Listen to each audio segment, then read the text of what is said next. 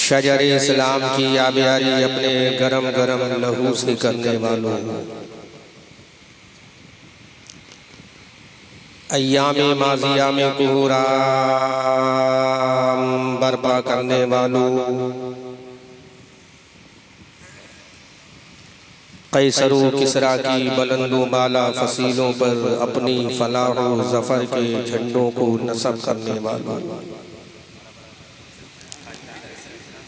फलक शिगाफ नारे तकबीर से ऐवाने बातला की दरो दीवार को हिलाने वालों,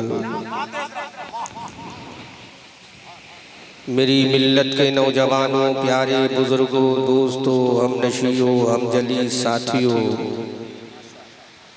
पर्दा नशी ख़वातीन उम्मत मुस्लिमा, नौनिहालान कौम, परेवा ज़िला पीलीभीत शरीफ सूबा उत्तर प्रदेश के सुन्नी क़ादरी हनफी रज़वी मुसलमानों, इस्लाम के गैरतमंद बेटों और बेटियों, अस्सलामु अलैकुम व रहमतुल्लाहि ताला व बरकातुहू। अस्सलाम व रहमतुल्लाहि ताला।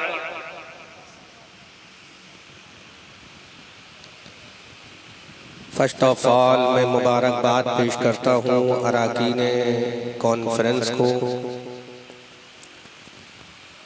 जिन्होंने आज का ये खूबसूरत इंतज़ामों इंसरामों एहतमाम बनामे शहीद आज़म कॉन्फ्रेंस ऑर्गेनाइज करके हम सबों को सेलिब्रेट करने का मौका प्रोवाइड किया। मैं दुआ करता हूँ रब्बे क़दीर बाताए रसूल बशीरो नज़ीर बकरमे गौसो ख्वाजा दस्तगीर बफ़ैज़ आला हज़रत मुफ्ती आज़म हिंद रोशन ज़मीर, आज की इस परेबा की तारीख साल शहीद आज़म कॉन्फ्रेंस को अपनी बारगाह में शर्फ़ कबूलियत अता फ़रमाए। मजमा लाजवाब है, इंतज़ाम बेमिसाल है, माइक भी लाजवाब है, प्रोवाइड आप लोग का जहन, ब्रेन की कैपेसिटी पावर है, वो मैं नहीं समझ पा रहा हूँ यहाँ मौजूद क्यों नहीं है।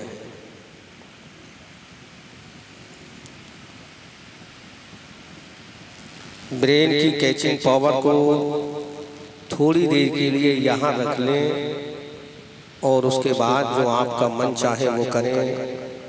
और वैसे भी अल्हम्दुलिल्लाह भारत के कश्मीर से कन्याकुमारी, उत्तराखंड के पहाड़ों से बंगाल की खाड़ी तक ही नहीं, सियासत की राजधानी अमेरिका की धरती पर भी मैंने मसलक आला हज़रत का झंडा लहराया है। यूरोप की सरजमीन पर भी मैंने आला हज़रत के मिशन का झंडा लहराया है। और दिल्ली के इंदिरा गांधी इंटरनेशनल एयरपोर्ट के टर्मिनल 3 से 22.5 घंटे की जर्नी करने के बाद जजीरे वेस्ट इंडीज़ में त्रिनिदाद एंड टोबागो जैसे छोटे से मुल्क में हज़ारों लाखों किलोमीटर दूर भी मैंने जाकर मसलक आला हज़रत का झंडा लहराया है। आप तकरीर सुने ना सुने मुझे परवाह नहीं, मैं अपना 1 घंटे का टाइम पूरा करूंगा और 1 घंटे के बाद अलविदाई सलाम कह के गुजर जाऊंगा, क्योंकि ये रात मेरे लिए कोई आखिरी रात नहीं, कोई नई रात नहीं, कोई नवेली रात नहीं। हमारी रातें इस शान से गुजरती हैं कि उजाले अपनी यादों के हमारे साथ रहने दो, उजाले अपनी यादों के हमारे साथ रहने दो, न जाने किस गली में जिंदगी की शाम हो जाए। आप ये ना समझें कि अहमद रज़ा मंजरी को प्रेशर देकर अब्दुल मतीन इमाम साहब दामाज़िल्लहुल आली के ज़रिए और इन्होंने किसी और के ज़रिए फोर्स करके प्रेशर देकर एक दबाव बनाकर मुझे बुला लिया है, तो मैं हाजिर हो गया हूँ। अब्दुल मतीन साहब की मोहब्बतों को सलाम पेश करूँ कि इन्होंने मुझे बुला लिया। कभी आप मुझे बुलाना, फिर आपको मेरी अहमियत का एहसास होगा। इंटरनेशनल लेवल के एक्सपीरियंस आपके सामने मैं शेयर कर सकता हूँ। Provide you will have to listen my speech carefully in your village वैश बरेवा इन डिस्ट्रिक्ट पीलीभीत। आपको अपने शहर पीलीभीत के इस गांव परेवा में तवज्जो से सुनना होगा और मुझे रिवायती खतीब मत समझना कि मैं बोलता चला जाऊं और आपको कोई मतलब नहीं, आप इधर सुनो इधर निकालो। मैं 5 मिनट के अंदर अगर तकरीर सुनना लोग पसंद नहीं करते तो मैं टाइम पूरा नहीं करता हूँ। ऑलरेडी मेरा टाइम सिर्फ और सिर्फ 3 मिनट बाकी है। मैंने 10:30 बजे का टाइम दिया था कि 10:30 बजे मुझे माइक चाहिए। इमाम साहब गवाह हैं, पूछ लो अब्दुल मतीन साहब। 10 बजे इस गांव के अंदर मैं एंट्री कर चुका था और 11:30 बजने में चंद मिनट बाकी हैं। वो चंद मिनट का मेरा वक्त है। कानून के एतबार से, शरीयत के एतबार से, इस्लामी संविधान के एतबार से, डॉक्टर भीमराव अंबेडकर के संविधान के एतबार से अब मुझ पर कोई लाजिम नहीं कि कमेटी वाले मुझसे तकरीर के लिए कहें। जो वक्त था कमेटी वालों का वो हैज बीन फिनिश्ड, वो खत्म हो चुका। अब मैं करूं तो ये मेरी अपनी मर्जी है, मैं करूं या ना करूं। बोलो कमेटी वालों। इमाम साहब बात सच्ची है कि नहीं? आप इमाम। मैं वक्त का बहुत पाबंद हूँ, उसूल का बहुत पाबंद हूँ, अल्लाह का फजल है, तो इसीलिए मैं जिम्मेदारी की गुफ्तगू करूंगा। आप थोड़ी देर सुनो, उसके बाद में जिसका मन चाहे वो सुने और मन चाहे ना सुने। ओनली 3 मिनट का टाइम है। अजरुए लॉ ऑफ द शरीयत, लॉ ऑफ द भारत और शरीयत दोनों के एतबार से 3-4 मिनट का वक्त है। वो 3-4 मिनट का वक्त 2 बातों में चला जाएगा। उसके बाद वाखिर दावाना अल्हम्दुलिल्लाहि रब्बिल आलमीन कह के मैं गुजर जाऊंगा। आप अपने जहन की ये बिसात को, जहन की चादर को समेट भी नहीं पाओगे, समझ भी नहीं पाओगे मैं क्या बोल के चला गया। लिहाजा मैं जब आ गया हूँ तो थोड़ी देर सुनो और ये एहसास दिलाओ कि हम मुसलमान जो हैं वो अभी मरे नहीं हैं, अभी जिंदा ही बैठे हुए हैं। क्योंकि मुसलमानों आज तुम्हारा आलम ये है। एक पंखा बंद कर और ये जो साउंड पे न्यूरिया लिखा है, शायद न्यूरिया, तो न्यूरिया का सेट तो मैं समझता हूँ पूरे ये बरेली मंडल में मशहूर होता है। न्यूरिया वाले सेंसिटिव माइक चलाते हैं, तो वही न्यूरिया वाली शान दिखाओ जो न्यूरिया की एक पहचान है। मुसलमानों, मैं अगर आपके जज्बात से खेलना शुरू करूं तो आपको एहसास होगा कि आज मुसलमानों को जरूरत किस चीज की है। आज का ये मुसलमान सिर्फ ये समझता है हमने मुकर्ररीन को बुला लिया, we can create success in their world. हमने मुकर्ररीन को बुला लिया, हम कामयाब हो गए। हमने बड़े बड़े शोरा को बुला लिया, हम कामयाब हो गए। हमने लाखों रुपए का चंदा करने के बाद जलसे को ऑर्गेनाइज कर लिया, हम कामयाब हो गए। हमने हजारों की भीड़ को इकट्ठा करके जलसे को सेलिब्रेट कर लिया, हम कामयाब हो गए। हमने बड़ा खूबसूरत इंतजाम और इंसराम कर लिया, हम कामयाब हो गए। मुसलमानों, यही तुम्हारी कमजोरी है, यही तुम्हारी कमजोरी है कि आज दुश्मन तुम्हारा फायदा उठा रहा है। लेकिन जरा याद तो करो, आज भारत की सरजमीन पर 35 से 40 करोड़ होने के बाद तुम खीर और ककड़ी की तरह काटे जा रहे हो, मक्खी और पत्थर की तरह मसाले जा रहे हो। तुम्हारी कोई वैल्यू नहीं है। भारत के संविधान में तो, भारत के पार्लियामेंट में तुम्हारी कोई इज्जत नहीं है। भारत की राजधानी में तुम्हारी कोई इज्जत नहीं है। भारत की सरजमीन पर तुम्हारी कोई इज्जत नहीं है। आखिर इसकी वजह क्या है? What is reason behind this? के पीछे कौन सी वजह है? अरे जो कौम अपनी इज्जत खुद ना कर सके, जो कौम अपना वकार खुद ना कर सके, जो कौम अपनी तहजीब खुद ना बचा सके, जो कौम अपने आप को खुद ना समझ सके, कोई उसको समझाने के लिए आने वाला नहीं है। अब करबला से कोई हुसैन आने वाला नहीं है। अब नजफ अशरफ से कोई अली आने वाला नहीं है। अब मदीना से कोई अबू बकर उमर आने वाला नहीं है। अब बगदाद से कोई अब्दुल कादिर आने वाला नहीं है। अब अजमेर से कोई ख्वाजा आने वाला नहीं है। अरे भारत में जीना है तो बचाना भी तुम्हें पड़ेगा और शहादत का जज्बा भी देना। बहुत अच्छा, बहुत से बोलो। माइक ठीक करो, मैक पिरपराना नहीं चाहिए। 1 घंटे के लिए मैक ठीक कर लो, चारों तरफ से आवाज आना चाहिए, सारी आवाज क्लियर आना चाहिए। मुसलमानों, याद तो करो, अपनी तारीख याद करो। आज तुम टीवी में घूम गए हो, आज तुम दुनिया की रानाई में चले गए। तुमने अपनी पहचान को भूल दिया, तुमने अपने तमद्दुन को भुला दिया, तुमने अपनी सकाफत को भुला दिया, तुमने अपने कल्चर को भुला दिया, तुमने अपनी तहजीब को भुला दिया। मुसलमानों, तुम भेड़ और बकरी की तरह काटे जा रहे हो। आज तुम्हारे बच्चों के सरों को काटा जा रहा है। आज तुम्हारे तुम्हारी बेटियों के सरों से चादर अज़मत को हटाया जा रहा है, आज तुम्हारे चेहरों से दाढ़ियों को काटा जा रहा है, आज तुम्हारे सरों से टोपियों को उछाला जा रहा है, आज तुम्हारी मस्जिदों का मिसमार किया जा रहा है, आज तुम्हारे मदारिस पर बिल्डोजर चलने की तैयारी है। मैं किसी को दोष नहीं देता, आखिर कमी किसकी है? हम किसी को बुरा नहीं कहते। अगर कमी है तो मुसलमान की है, अगर गफलत है तो मुसलमान की है, अगर बुरा है तो मुसलमान है। अरे आज 35 करोड़ होने के बाद मच्छर और मक्खी की तरह हो गए, लेकिन 1400 साल पहले इसी नील आसमान के नीचे लाखों की तादाद में नहीं थे, 313 थे। खुदा ने कह दिया 313 बदल में आना तुम्हारा काम है, कामयाबी देना हमारा। वाह वाह, नारे तकबीर, नारे रिसालत, नारे हैदरी, शहीद आज़म कॉन्फ्रेंस मसलके आला हज़रत हुसैनी कमेटी परेवा भाई। सुनो मुसलमानों, 313 तुम थे, 314वां नहीं था, 313 थे। आखिर कामयाब क्यों हुए तुम्हें मालूम है? वो गोश्त नहीं खाते थे, वो गोश्त की बुनियाद पर कामयाब नहीं हुए, वो चावल की बुनियाद पर कामयाब नहीं हुए, वो रोटी की बुनियाद पर कामयाब नहीं हुए।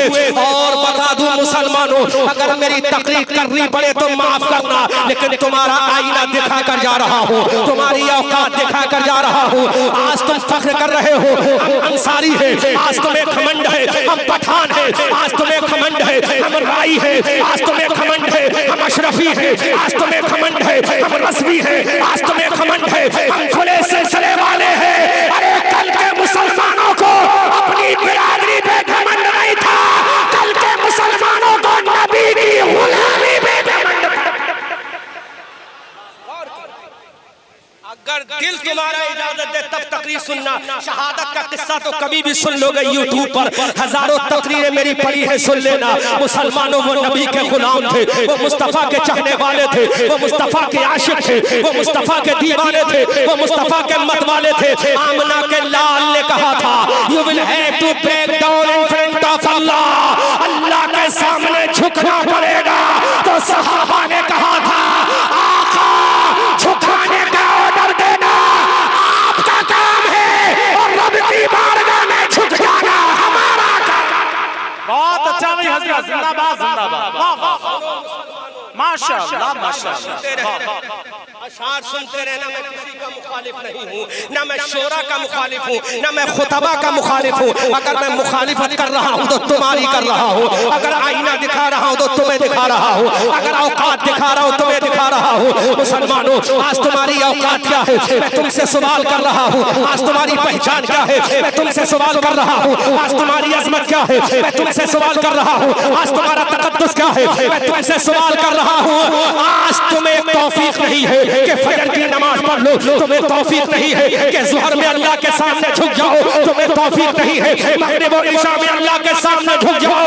अरे लाखों रुपए का चंदा दरवाजे दरवाजे पर मांगने वालों, अगर खुदा के दरबार में चले जाते और कह देते मौला मस्जिद में आना हमारा काम है, इज्जत देना तेरा काम है। गौर करो मुसलमानों, आज तुम्हारी औकात क्या है कौन बताने आएगा तुम्हें? अब करबला से कोई हुसैन नहीं आने वाला है, अब करबला से कोई अब्बास अलंबरदार आने वाला नहीं है, अब करबला से कोई सकीना नहीं आएगी, अब करबला से कोई उम्मे रुबाब नहीं आएगी, अब करबला के मैदान से कोई हम शबीह पैगंबर अली अकबर आने वाला नहीं है, अब करबला से कोई कासिम नौजबा आने वाला नहीं है, अब करबला से कोई राकिब दोशे मुस्तफा आने वाला नहीं है, अब करबला से कोई साहिब जुल्फिकार का लाल आने वाला नहीं है, अब करबला से कोई इमाम हसन का भैया आने वाला नहीं है, अब करबला से कोई हजरत खदीजा का लाल आने वाला नहीं है, अब करबला से कोई फातिमा का परवरदा आने वाला नहीं है। अगर मस्जिदों को बचाना है तो तुम्हें आना पड़ेगा, मदारिस को बचाना है तो तुम्हें आना पड़ेगा, अबू बकर की सदाकत को बचाना है तुम्हें आना पड़ेगा, उमर की अदालत को बचाना है तुम्हें आना पड़ेगा, उस्मान की सखावत को बचाना है तुम्हें आना पड़ेगा, अली की जुल्फिकार को बचाना है तुम्हें की इमामत को बचाना है, तुम्हें आना पड़ेगा। हुसैन की शहादत को बचाना है, तुम्हें आना पड़ेगा। अब्बास के बाजुओं को बचाना है, तुम्हें आना पड़ेगा। सकीना की प्यास को बचाना है, तुम्हें आना पड़ेगा। उम्मे रुबाब का कलेजा बचाना है, तुम्हें आना पड़ेगा। परेवा के मुसलमानों, अगर नबी की अजमत को बचाना है तो मैदान में तुम्हें आना पड़ेगा। बहुत अच्छा हजरत, जिंदाबाद जिंदाबाद। वाह वाह वाह। कहाँ गए मेरे भाइयों? आधा घंटे से मैंने तुम्हारे चेहरों को देखा, तुम्हें कोई मतलब नहीं है कि जलसा हो रहा है या ये एक इंतजाम हो रहा है खुशफहमी का। तुम्हें कोई मतलब नहीं। बोलो तुमने क्या लाया है? अमल तैयार किया। तुम्हारे रसूल की नामूस पर हमला हुआ, तुमने क्या किया? तुम्हारे रसूल को गाली दी गई, तुमने क्या किया? तुम्हारे रसूल की चहीती बीबी हम सबकी माँ, जिसको कुरान ने कहा नबी औला बिल मुमिनीना मिन अनफुसिहिम व अज़वाजुहुम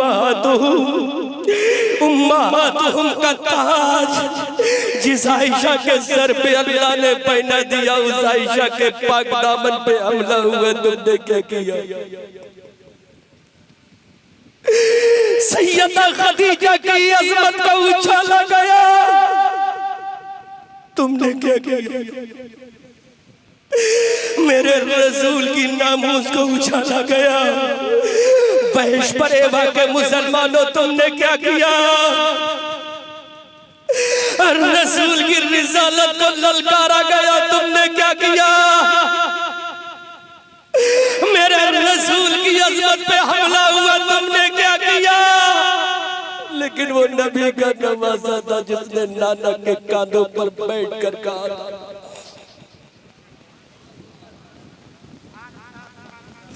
वो नबी का नवासा था। नाना ने कहा था मेरे लालू से आजा, मेरे कांधों पे सवार हो जा।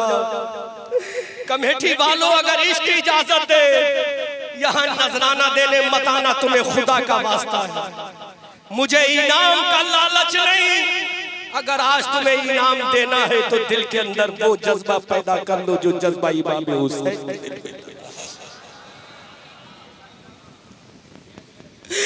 अगर इनाम देना है तो कहो मेरे आका हुसैन, जब तू अपने नाना के कांधों पे सवार हुआ था तो नाना ने क्या कहा था? मेरे हुसैन बता, मेरे हुसैन बता। 1400 साल कंप्लीट होने जा रहे, मेरे हुसैन की शहादत को नाना जान के कांधों पे बैठा मेरा हुसैन। नाना ने कहा लाल आजा। हुसैन नाना के कांधों पे आ गया, वल्लैले ईदा सजा के जुल्फे मेरे हुसैन के दस्ते पाक। कुछ मत बोलो, सिर्फ दिल के अंदर एहसास पैदा कर लो मेरे भाइयों, क्योंकि ये जिंदगी की शाम आखिरी शाम भी हो सकती है। न जाने कल का सूरज हमें मैसर हो ना हो, लेकिन दिल की तमन्ना ये है कि नबी के इश्क का पैगाम नबी के गुलामों तक पहुंचा दिया जाए। और इस उम्मीद के साथ कि मैं अकेला ही चला था जानिबे मंजिल, मगर लोग आते गए और कारवां बनता गया। इस उम्मीद के साथ मंजिल मिले या ना मिले इसका मुझको गम नहीं, मंजिल की जुस्तजू में मेरा कारवां तो है। आओ नाना जान के कांधों पर इमाम अली मकाम सवार है। नाना जान ने कहा मेरे लाल, ऐ मेरे जाने जिगर हुसैन, ऐ मेरे दिल के चैन हुसैन, ऐ मेरी आंखों के नूर हुसैन, ऐ मेरी बेटी के लाल हुसैन, अली के दुलारे हुसैन, खदीजा के नवासे हुसैन, आयशा के लाडले हुसैन, अबू बकर के प्यारे हुसैन, उमर के दुलारे हुसैन, उस्मान के लाडले हुसैन। शहजादे हुसैन इमाम आली मकाम ने कहा, ऐ मेरे नाना जान बोल। मेरे हुसैन ने कहा, ऐ मेरे नाना जान बोल। आज बोलना तेरा काम है, अमल करना नवासे का काम है। तो मेरे रसूल ने कहा था, ऐ मेरे बेटा, आज तू मेरे कांधों पर है। कल करबला के मैदान में जब मेरी नबुव्वत पे हमला होगा, जब मेरी रिसालत पे हमला होगा, जब मेरी शरीयत पे हमला होगा, तो क्या करेगा?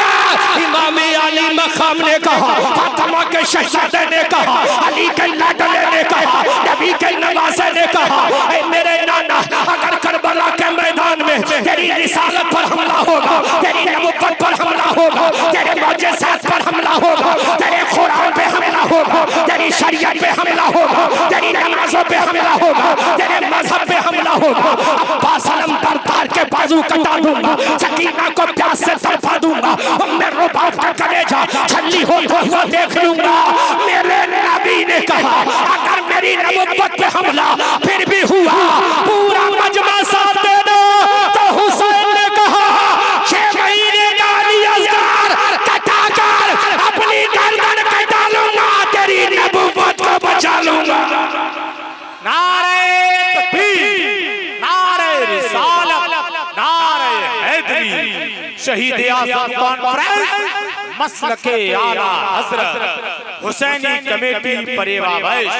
बोलो, ये जज्बे हुसैनी कहाँ चला गया? मक्खी की तरह मारे जाते हैं, मच्छर की तरह मसले जाते हैं। मेरे जाने के बाद पूरी रात मुशायरा कराना मुझे परवाह नहीं, लेकिन जो आज जलसे की असल जान है वो मैं तुम्हें दे के जा रहा हूं। मेरे जाने के बाद दिल खोल कर गालियां देना परवाह नहीं, लेकिन तुम्हें तुम्हारी हकीकत, तुम्हारा चेहरा तुम्हारे आईने में दिखा के जा रहा हूं। हुसैन करबला में गए, सवाल कर रहा हूं नाज़िर रज़ा तहसीनी साहब, जवाब दीजिए। हुसैन करबला में गया, अब्बास को कटाया, कटाया के नहीं कटाया? कौन अब्बास? सुनो अहमद रज़ा से, अली को फातहे बदरो हुनैन कहते हैं। जोर से बोलो, जोर से बोलो, अली को फातहे बदरो हुनैन कहते हैं। हसन को सिबते शहे मशरिक़ैन कहते हैं। कौन अब्बास? हसन को सिबते शहे मशरिक़ैन कहते हैं। अगर समझो तो बोलना, वरना खामोश रहना। हसन को सिबते शहे मशरिक़ैन कहते हैं, और वफा की आखिरी मंजिल का नाम है अब्बास, जहां में सब्र और रज़ा को हुसैन। वाह वाह वाह, जिंदाबाद जिंदाबाद। जहां में सब्र और रज़ा को, सब्र और रज़ा को हुसैन कहते हैं। वाह वाह वाह। जहां में सब्र और रज़ा को हुसैन। अल्लाह अल्लाह अल्लाह, सुभान अल्लाह सुभान अल्लाह। उसी मौके हुसैन ने अपने भैया अली अब्बास को कटा दिया। सुन्नियों, बल्कि एक जुमला बोल दूं, बुरा लगे तो माफ कर देना, ये सोचकर कि मैं एक सर्जन बन के आया। तासिया उठाने वालों,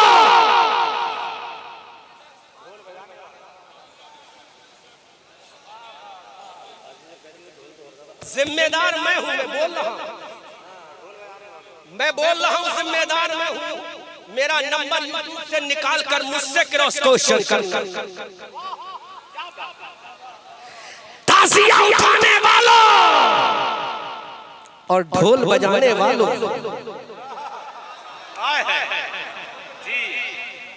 अब ऐसा चैलेंज करूंगा, नानी का दूध याद आ जाएगा, लेकिन चैलेंज ब्रेक नहीं कर सकते। सुनो,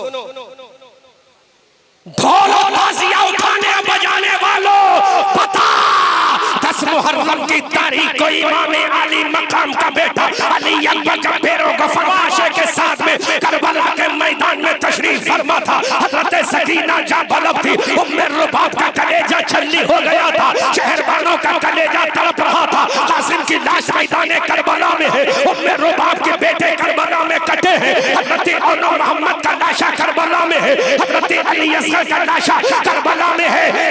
ढोल बजाने वालों बता, इमाम हुसैन जब करबला के मैदान में हजरत सकीना को अलविदा कह रहे थे, इमाम हुसैन जब करबला के मैदान में अपने घर वालों को अलविदाई सलाम कर रहे थे, इमाम हुसैन जब घर वालों को आखिरी वसीयत कर रहे थे, ऐ ढोल बजाने वालों मैं तुम्हें चैलेंज करता हूँ, जब इमाम हुसैन करबला के मैदान में हजरत अली ज़ैनुल आबिदीन से